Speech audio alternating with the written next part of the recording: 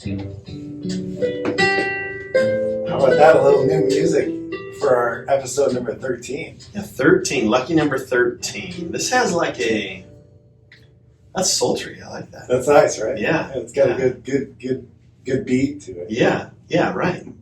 How's your week, Spence? Spectacular week, good week. A lot of very busy week. Yeah. A lot of sports. Got to watch a lot of sports this week, which is good. Yeah. And we've had kind of an interesting week in compliance. Yeah, a lot going on. Some compliance rules related. Some things that are not so rules related, but that really impact sports from a newsworthy perspective. Right. One of those things that we want to talk about is something that we brought up a couple of weeks ago.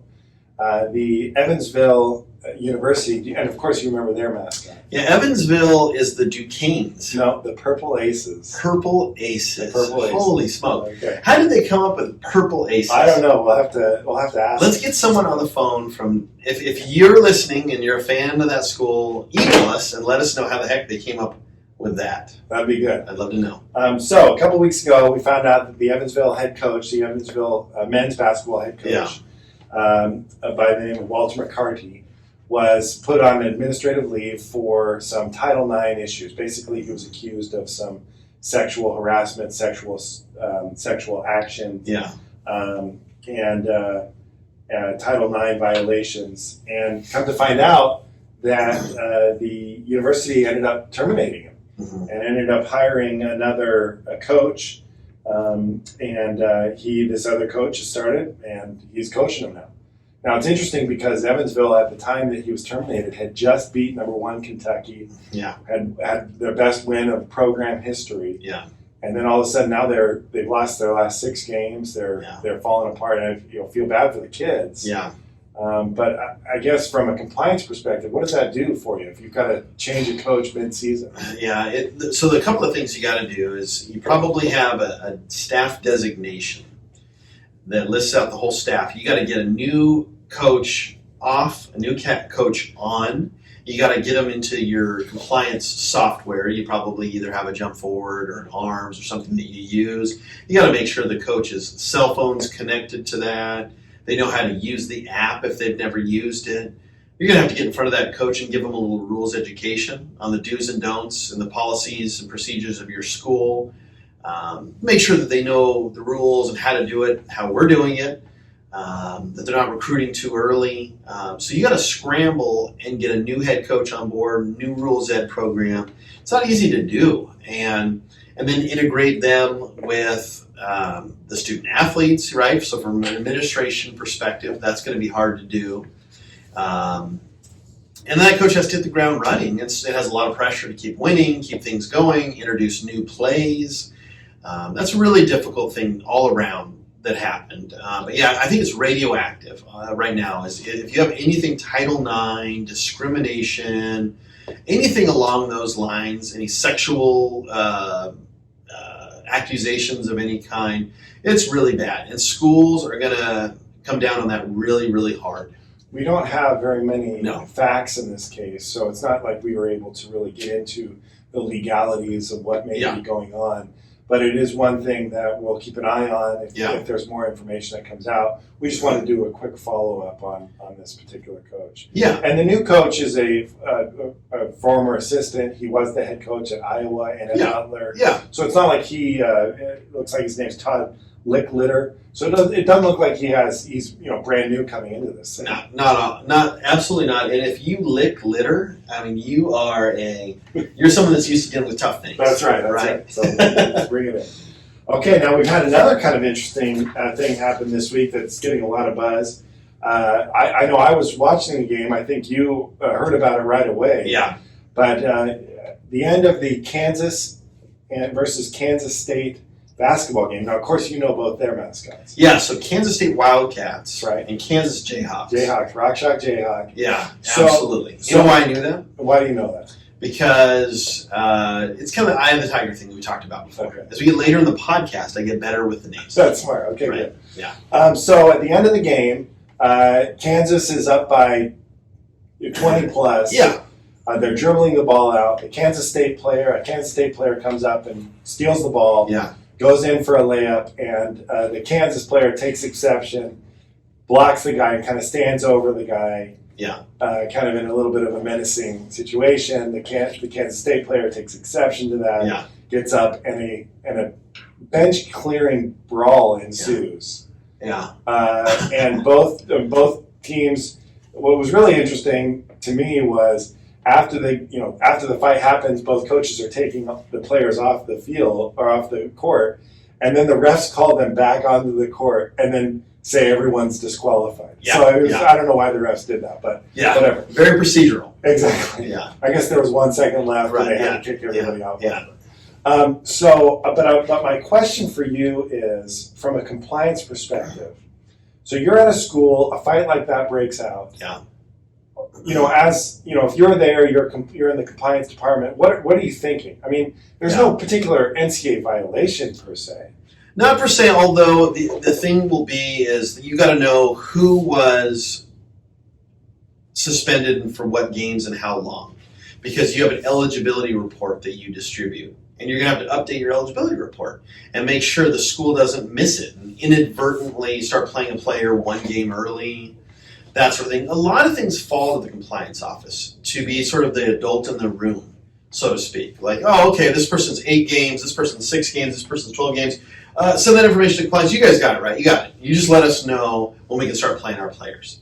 So you have a lot of burden in the compliance office to sort of make sure everything's on the up and up. Because if you just inadvertently missed a couple games and said, yeah, everyone's good, they're good to go, and nobody was really tracking it, and all of a sudden the NCAA or the conference, I think, usually hands these down, they come back and say, well, wait a minute, we said that 6 games and it was 5. You get this player playing, you're not following our instructions, now we're going to double it, or something like that.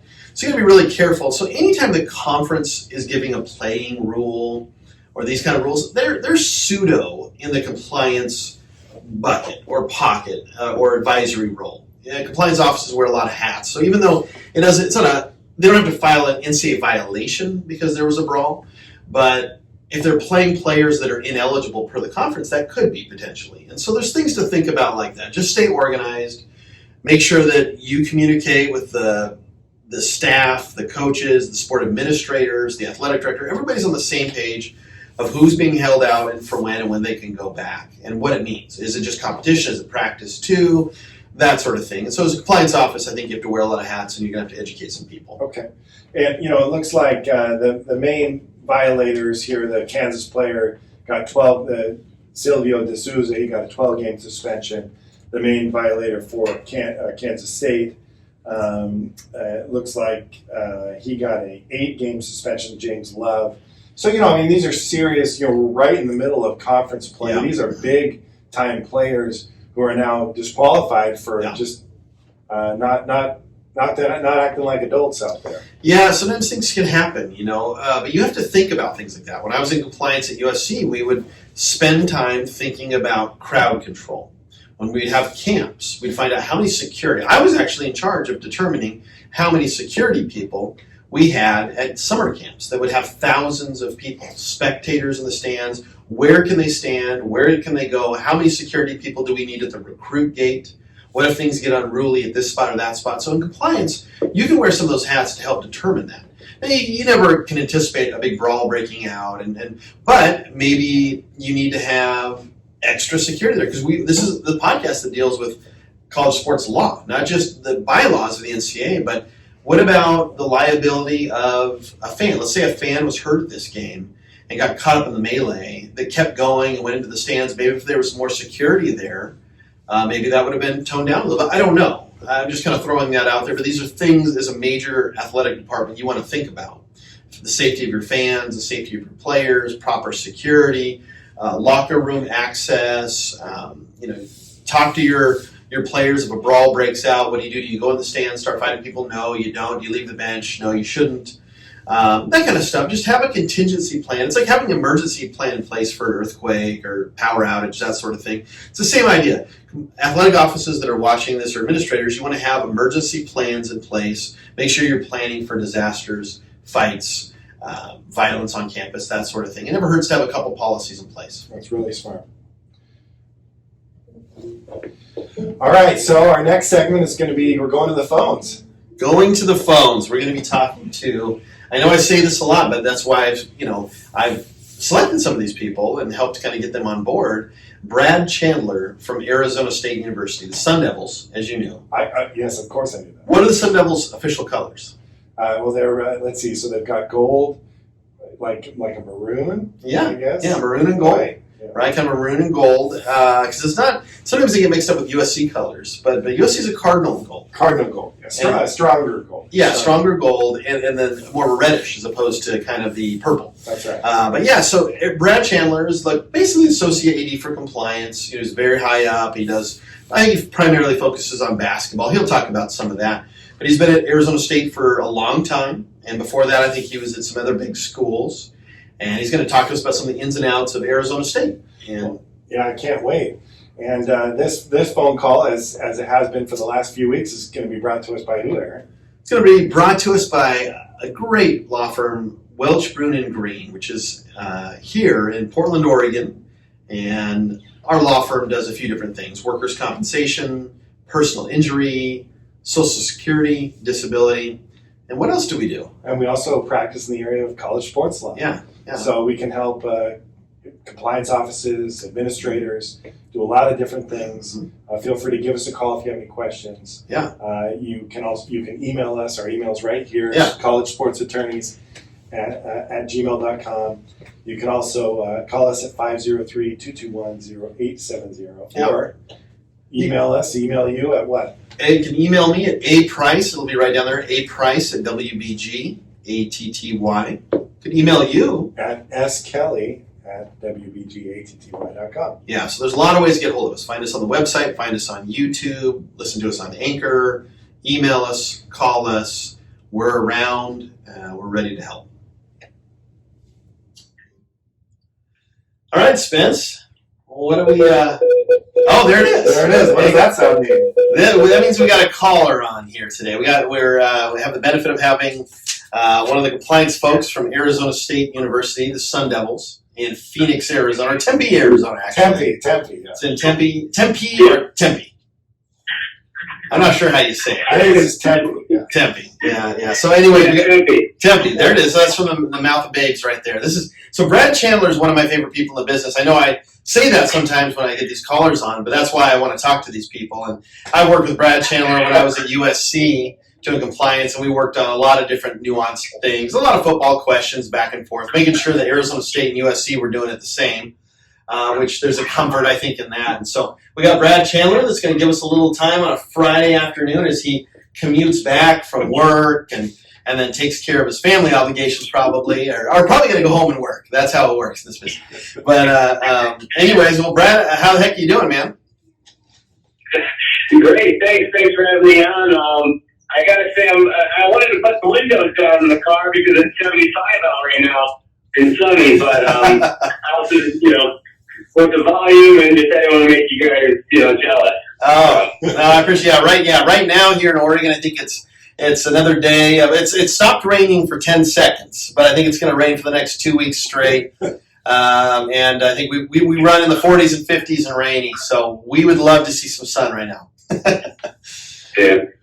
So, Brad, this is Spencer. Thank you so much for being on the podcast today. And one thing that we always start when we're interviewing people in the business here is if you wouldn't mind kind of giving us your kind of the history of how you got into compliance and what led you to work in compliance. So, kind of the history behind how you got into compliance, and then what led you to get into it. Yeah, absolutely. Well, I went to law school. My background is in finance. I went to law school thinking I wanted to do something in tax law, and then got an opportunity someone told me, "Hey, you love sports. Why don't you work with the compliance office in the athletics department?" And I had no clue what that was. Fast forward to my 2-3 year, and I was starting to apply for jobs in athletics compliance instead of working at a firm or working at the court. So, got an opportunity extern at my law school. It was fantastic. And I decided I wanted to be I want to work in athletics compliance instead of, your everyday law job. So, got an opportunity to work at Ohio State right out of law school, got hired on after the Jim Tressel tattoo gate, if you can remember, Yeah. back in 2011. Spent some time at Ohio State and have been at Arizona State for the past 6 years or so. Oh, that's awesome. So, what led you to apply to work at Arizona State? Was there any connection there, or was that just what led you there?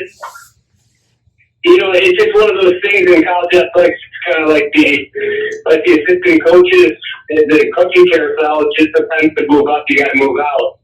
And so I got an opportunity to kind of get elevated out in Tempe. And so I had to leave the Block O to come out here to the beautiful Southwest.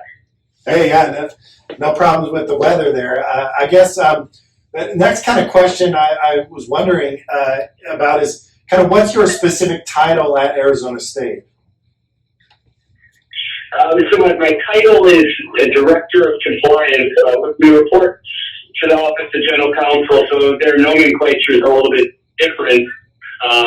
But it's from like an athletics department world. I'm an Associate Athletics Director of Compliance. Okay. But you can see a lot of, and you can talk to a lot of folks. The compliance office oftentimes reports outside of athletics, and so that's kind of how it's structured here, just to create some better reporting lines. How is your office structured, and kind of coupled with that, how big is your office? So how many people are kind of in your office, and how is it structured specifically?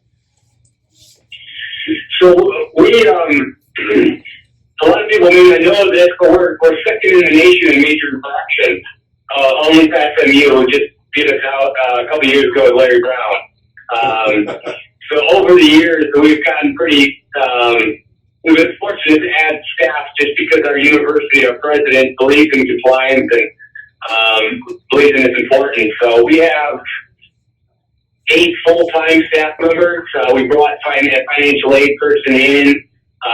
We have an eligibility person, and then the rest of the office is really kind of split up by different niche areas. And so we're kind of a hybrid between sport liaisons and also niche areas. Your bylaws, whether it be personnel, recruiting, amateurism, and what have you. Okay, and then what are your specific responsibilities? Do you have?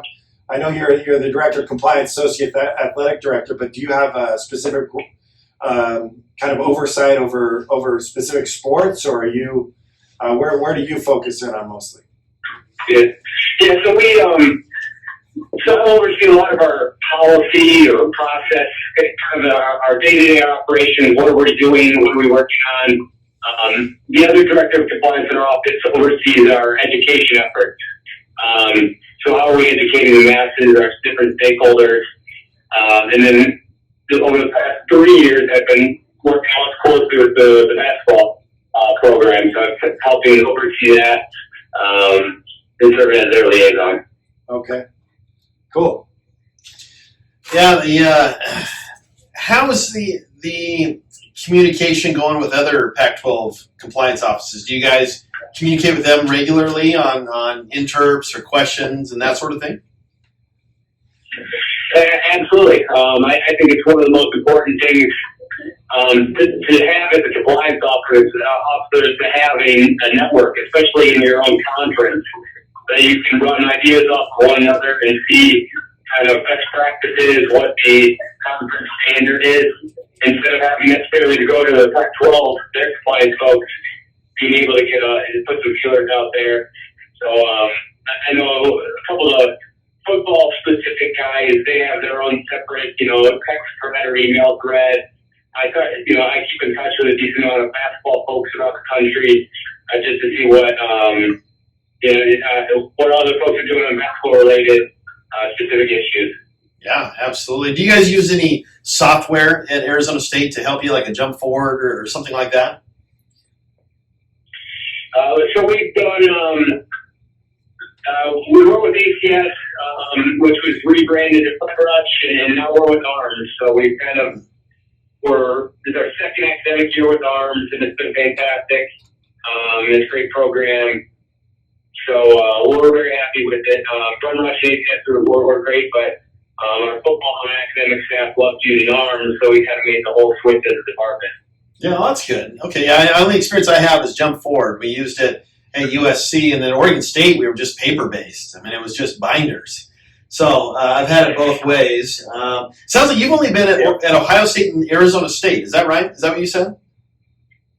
Yeah, I was a GA at Toledo, and then I spent a couple months at Rutgers out east. So, basically Toledo was as a graduate assistant, I was doing a lot just because you're a one person shop in a GA. Yeah. And Rutgers is pretty small too.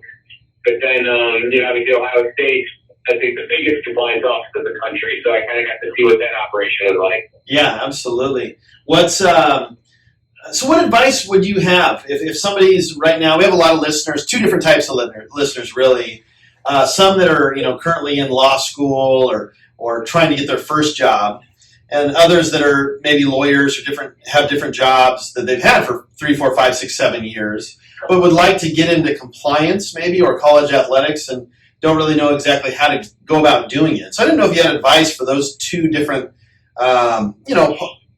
groups on how to kind of get into doing what you're doing. Yeah, and I'm sure others have said this. I think the easiest piece of advice is just to somehow, some way, get experience. Yeah. And that's if you're able to give up your time on a volunteer basis, fantastic. If you're able to get a graduate assistant position, extern, intern, class credit, whatever you can do to put in some hours and to learn the business that's how you're going to get a job. And as Aaron, this is such a people-based industry. Everybody knows everybody. Every compliance office in the country. There's only a handful of us. There's a couple hundred of us in the country. So if you want a job, most of the time it's going to be based off of a recommendation and someone calling for you. So somehow, some way, you got to get experience.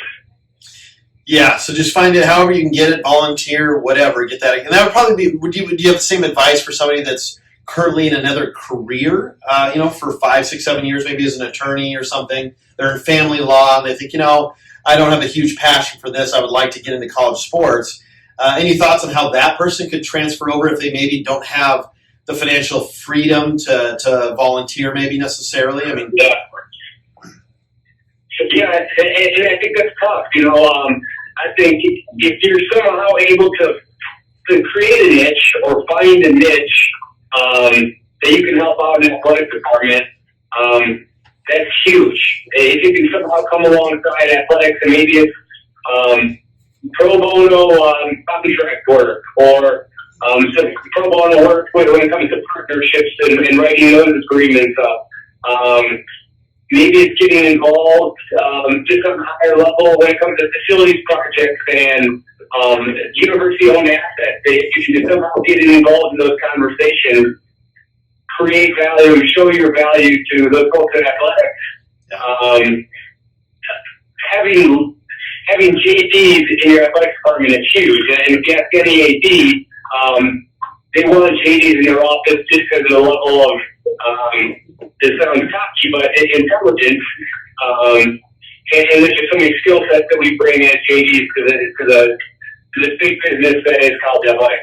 Yeah, absolutely. No, that's a really good answer. Exactly. No, that's super helpful, and I think there's a lot of our listeners. We've had some emails recently from people who have said, "Hey, I'm doing this as a career. How do I get into this?" So it seems like the best way to do it is just make connections, right? Make connections and then do anything you can to get your foot in the door. So, yeah, absolutely.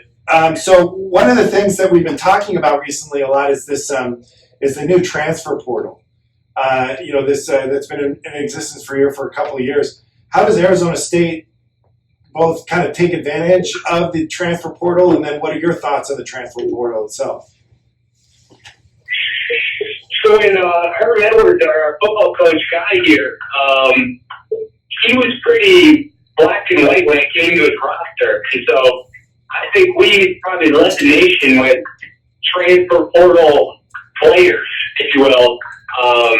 We had so many guys in there because Coach Edwards kind of came in and said, hey, you know, you're not going to be part of the roster, or you're not going to move forward. We're going to go a different direction. We'll help you find a place elsewhere, but pretty black and white with him. So it was very interesting to see us use that so much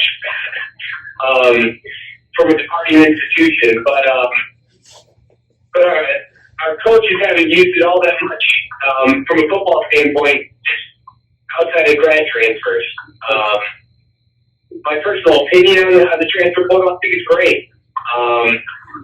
I think it's easier for us at the campus level, for us coaches and administrators. Sometimes I think the student athletes get in trouble because they think that the grass is greener elsewhere. They put their name in the transfer portal, and school then cuts their aid agreement, and then they're kind of left, looking for a school, trying to find anything to land on. So some of the times there's negative consequences, and unfortunately, land, the student athletes left. Yeah. What advice do you?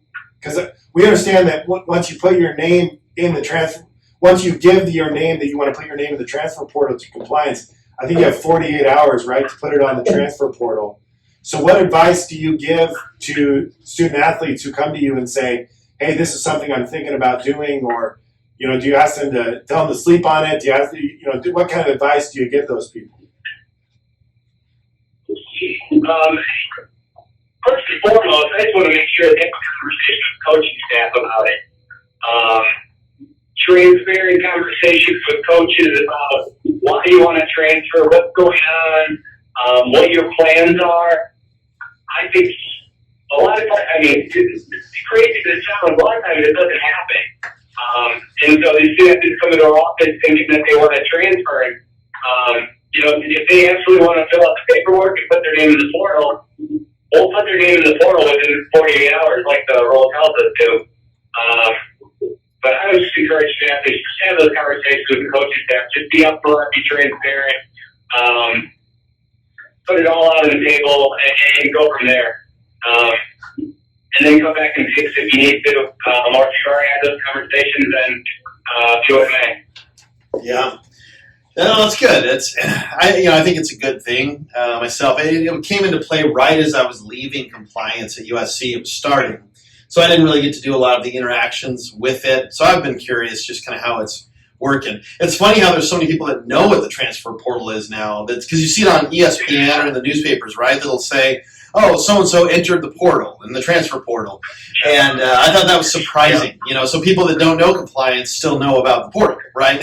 So anyways, whenever it comes to big-time transfers, I was curious also, what would you say, or is there anything that's sort of a unique challenge for Arizona State as opposed to maybe some other schools? For example, when I was at USC, we had agents that were 4 miles away and lived in Beverly Hills and Century City, and they were at practices and they were around all the time. And so we had a massive focus on agents being on campus, and kind of access was a big deal. High profile athletes. We had these big programs. When I was at Oregon State, there was a lot of local kind of restaurants and boosters we had to kind of worry about in a small college town. That was kind of a unique thing with Oregon State and having a small staff. So we had to sort of bifurcate responsibilities, wear a lot of hats. And what do you think for Arizona State? What would you say is kind of something unique that you guys got to do there to stay on top of things? Similar to LA, we have a lot of these training facilities and these specialists. Yeah. That are posted up here in the Scottsdale area and the Phoenix area just because of the weather. And so you have a lot of those folks wanting to offer their services to our student athletes, to get in touch with our student athletes, just the same way that agents do it. And just, essentially they serve as runners for agents. Yeah. A lot of these training facilities. So I think that's a little bit of a risk area, and it's kind of unique to probably us and maybe Florida and LA. Are these training facilities? But I wouldn't say we have, like Corvallis and like it was like in Columbus, where you have local businesses that want to use these student athletes. It was like this and whatnot. when it gets touched to student athletes, we don't have those necessarily risk areas in Tempe, just because the Metro Phoenix area is just such a big and bustling area that, college athletics isn't seen in that way. And I know that may sound a little negative, but it is what it is. Yeah, no, absolutely. Speaking of name, image, likeness, like you touched on, I was just curious, any thoughts you might have initially? I mean, obviously we don't know where this house is going to shake out or what's going to happen. A lot of people smarter than me, at least, are going to kind of put the working groups together and try to figure it out. But any initial thoughts on that and just that concept of student athletes kind of profiting off their name, image, or likeness? Cool. That's a heavy topic. I'm really just trying to take a wait and see, a true wait and see approach. And you try not to develop too much of an opinion on it. Because quite frankly, it's likely going to happen, and it's going to move in a direction, and us as compliance officers, all we can do really is just prepare and then adapt. And so there's going to be new risk areas, there's going to be new monitoring activities, there's going to be new things that we do as compliance officers that we've never done before, never had to worry about. So I'm mentally preparing for that, and just knowing that inevitably it's going to come through, but it's just a matter of when, not if. Yeah. Right. Yeah. I think you're right. I think it's just the waves come and you just got to figure out how do you maintain an amateurism model. And compliance officers, I just feel like the work's going to go up a little bit. They're monitoring wise, it's going to be tricky, especially initially, until they can figure it all out. But that should be interesting. I don't know. What do you think, Spence? Yeah, it'll be interesting to see what happens, both kind of from the legalities, the legalities of what the ability for the student athlete to go out and profit from that. Yeah. What role does the school play? What role does the athlete play? Yeah. If there are going to be agents involved to can make these connections. Yeah. I mean, that, like Brad said, it may be kind of a wait and see approach to see what kind of rules the NCAA puts down on these student athletes before we can really comment too much about it. Yeah. Mark Emmert put out his State of the NCAA today and said, well, we're working on it, but didn't really give any specifics. So it's kind of that wait and see approach. Yeah, there's not much to know, I guess, right now. So, Brad, do you travel with basketball on a lot of trips? Yeah, I was actually stuck in your area about a week or two ago. Oh, yeah. Playing Oregon school. Oh, that's cool. That's cool, yeah. So do you go on every trip or just the ones you can afford to get to? I've gone on every one this far for men's basketball. Oh, nice. Okay. I think I'm going to skip a trip, the Washington trip, but other than that, I'll be with them all year long. Well, now Arizona State's head coach is Bobby Hurley, right? Isn't that right? That's correct. Yeah, and so, he was a high-profile player at Duke, and then, got hurt before he really did anything in the NBA, but he's a big-time name. So what's it like kind of dealing with him, who was in the NCAA for a long time, was a high-profile athlete, and now is a coach? I mean, is it as far as kind of instructing him with the rules and regulations, does he kind of already know everything? What's your interaction with him like? Yeah, Bobby's fantastic. What's nice is because he was such a high-profile college athlete, he kind of gets it. He gets the risks. He gets what our student athletes go through. And so anything that I'm calling him that I'm presenting as potential issues or problems or something we need to look out for, he understands it. He gets it. He's willing to work with me. So we have a great working relationship. He cares about compliance. And so we're in good shape. And he's actually a pleasure to work with. It's very difficult. It's very difficult for basketball coaches to navigate the space nowadays, but he's done it fantastically, and I really enjoyed working with him. That's cool. Yeah, Arizona State's got two high-profile coaches, in Bobby Hurley and then Herm Edwards, who he went into Arizona State. I mean, like Brad said, he made things pretty black and white. He said, "This is the way it's going to be." Yeah. So that's kind of interesting. Yeah, my experience was when I deal with, like, I worked football at USC and football at Oregon State too. Mike Riley and Clay Helton. But when you're dealing with 7-figure coaches and you have to kind of keep them in line, a lot of them want to follow the rules. That's been my experience. They want to, but they also want to maximize their opportunities and make sure they're doing whatever some other school is doing.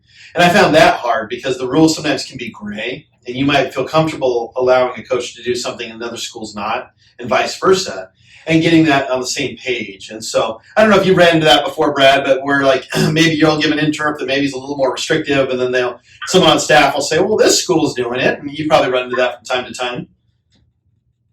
Yeah, absolutely. We hear it every day. But I think I get that the coaches, they don't want to be at a disadvantage in any area, especially when it comes to recruiting. So if they see something that a coach is doing that presents a competitive recruiting advantage, I get it that they want to be able to do that stuff too. But our job is ultimately to protect the university, and we're going to advise coaches what they should be doing within the NCAA rules, and we're never going to tell them it's okay to break a rule. So unfortunately, they may not like an interpretation we give them, but our interests are protecting the university, and so we're going to do our best. But sometimes it's going to end up a no. Yeah, absolutely. Well, Brad, I know you're a busy man. We'll let you get back to the family and stuff here. I guess one thing I was curious about is if you care to share it, what are your ultimate goals down the road? You want to stay in compliance, or you have goals to get outside of compliance? Or I'm just curious about that.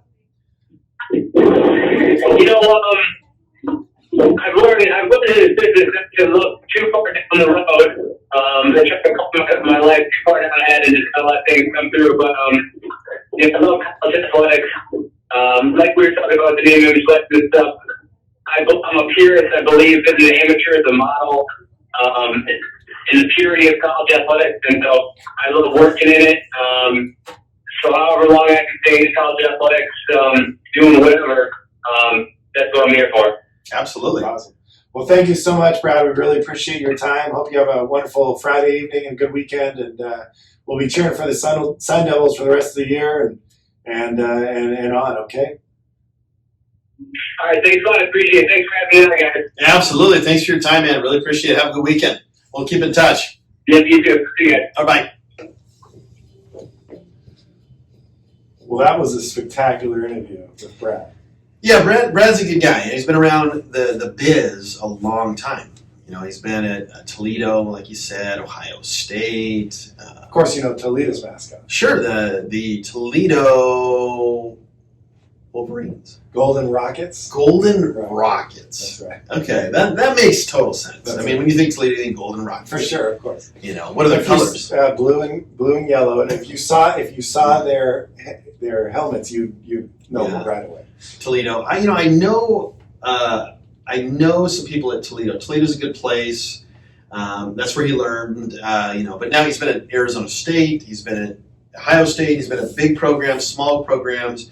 We heard a little bit about the structure of Arizona State. 8 people full time. They take compliance very seriously at Arizona State. That's the biggest office of anybody we've interviewed so far. Yeah, so far, it's one of the bigger ones. I think in the Pac-12, my experience has been compliance offices run between 4 people and 7 people. Most compliance offices. Arizona State's 8. I think USC's 10, 12. UCLA might be 7, 8, 9, right in there.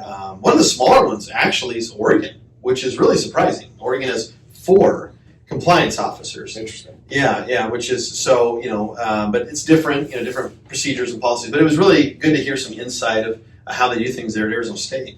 Yeah, really great.